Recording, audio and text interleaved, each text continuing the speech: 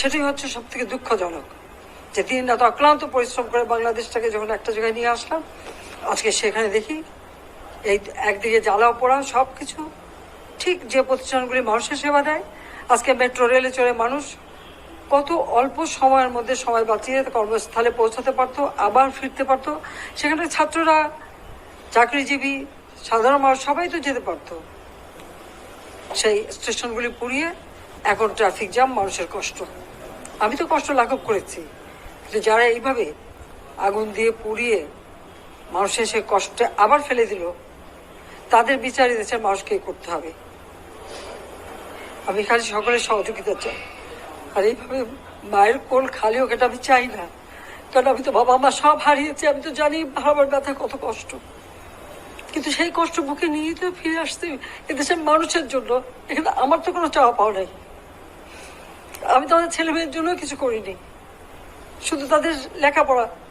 নিজেরাই চাকরি করছে, নিজেরাই পড়েছে, আমি কতটুকু করতে পেরেছি। কিন্তু আমি দেশের মানুষের জন্য করেছি।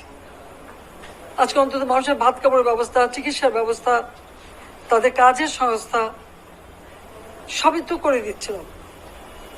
যখন আমরা এক উন্নয়নশীল দেশের মর্যাদা পেলাম, তখনই এই তাণ্ডব করে ঠিক যে জায়গাগুলি মানুষের সেবা করবে সেই জায়গাগুলিতেই আঘাত। শিক্ষা প্রতিষ্ঠানে হল ভেঙে দেওয়া। সবচেয়ে দুর্ভাগ্য যে ভিসির বাড়িতে আগুন দেওয়া। এর আগেও একবার ঢাকা ইউনিভার্সিটিতে ভিসির বাড়িতে আগুন দিয়েছিল, আপনাদের মনে আছে। রংপুরে সেখানে আগুন দিয়েছে, ময়মনসিংহ কৃষি বিশ্ববিদ্যালয় থেকে শুরু করে বিভিন্ন জায়গায় এই তাণ্ডব চালিয়েছে। রাজশাহীতে এই তাণ্ডব চালিয়েছে। বিশ্ববিদ্যালয়গুলিতে সেশন জট ছিল, আমি সরকার আসার পর থেকে কোনো সেশন জট নাই। লেখাপড়ার মান উন্নত করা, যাতে এখান থেকে পড়ে আবার বিদেশেও পড়তে হবে, সেই ব্যবস্থাও করে দিয়েছি। কিন্তু তারপরেও কোটা সংস্কার আন্দোলন, কোটা তো আমি বাতিলই করে দিয়েছি। আমি আহ্বান করেছিলাম যে একটু ধৈর্য ধরো, হাইকোর্টে শুনানি হবে,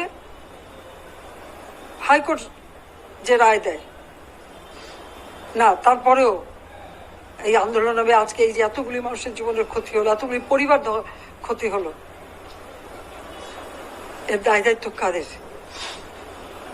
আমি দেশবাসীর কাছে সেই আহ্বান জানাবো যে এই ধরনের ধ্বংসযজ্ঞের জন্য এই দেশকে নিয়ে আর কেউ চালাতে না পারে। আমি সকলে সাহায্য চাই, আর আমি চাই না এভাবে মায়ের